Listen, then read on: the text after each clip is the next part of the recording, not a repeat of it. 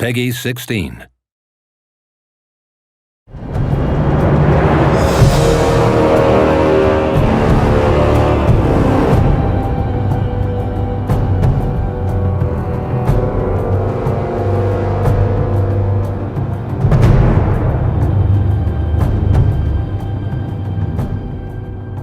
Immortal Realms gameplay is this empire-based overworld mode where you're traversing the world and you're exploring while capturing provinces and utilizing the buildings in these provinces to establish an economy of yourself.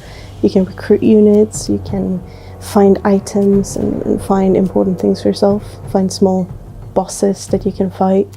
When you're on the overworld, most of the time you'll be running around and capturing provinces. Capturing a province is like the primary mechanic of actually building your empire. And so in the overworld we have a bunch of different actions you can take with a lord, and it sort of depends on what province you're in.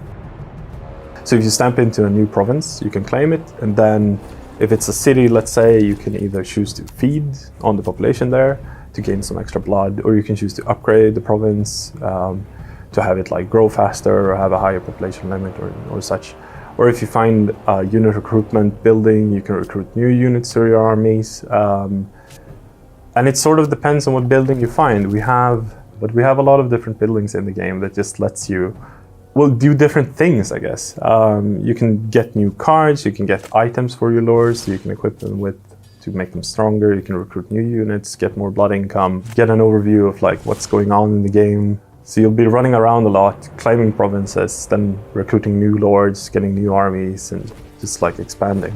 There are certain provinces that have new upgrades. These upgrades will have a special effect on your army once this army interacts with that province. An example would be that the army, upon ending the turn in that province, would gain an extra action point. Another effect would be that units recruited in that province would get more experience upon recruitment.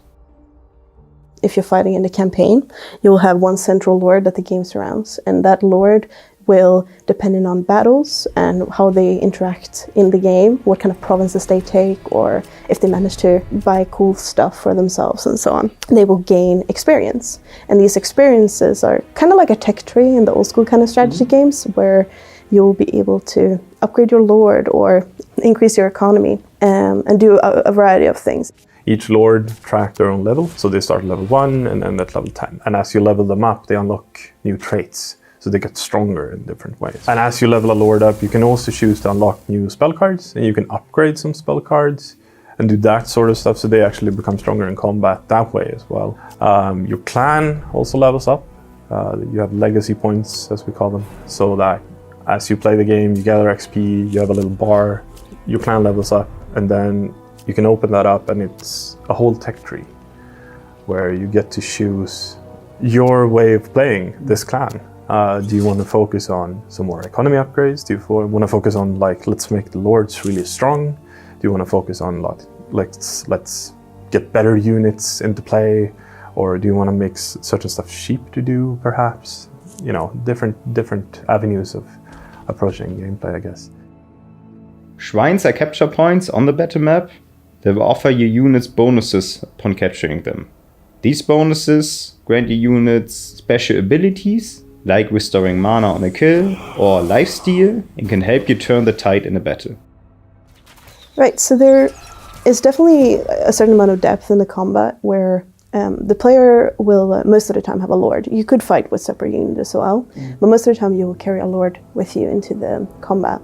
And each fight there will be a certain passive effect that kind of drives your lord, and if you follow that effect's kind of goal, you'll be able to achieve bonuses or buffs throughout the battle, which is a quite interesting addition for me, because it kind of guides you in a way that this could be a potential way of playing if you wanted these buffs, and if not, you don't have to. We're always looking for the feedback from our players, and based on that, we can improve the game. I think that it's very valuable to work together with them, and we want to continue doing that even after the release of the game.